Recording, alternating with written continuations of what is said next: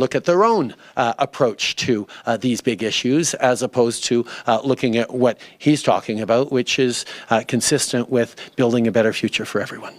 Well, I think he knows that that Minister Guilbeault is not my favorite minister, but I did let him know that I have a great relationship with several of his other ministers, but I did feel like I should tell him in person what I've been saying publicly, just so that there wasn't any miscommunication on that. I do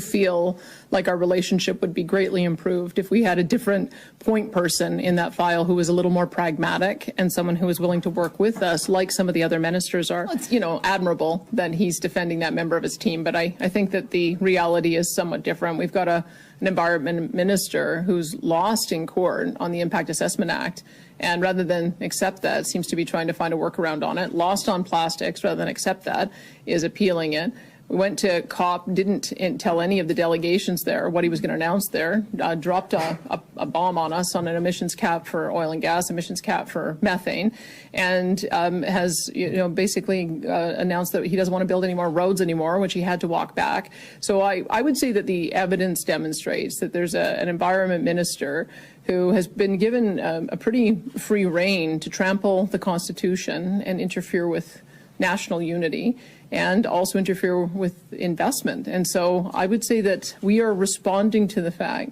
that we have an environment minister that is not following the rules, and I'm going to keep pushing back against that. I will work with the ministers that I can and hopefully find a workaround, but it would be a lot more constructive a relationship if we actually had somebody who was pragmatic on the other side of the table.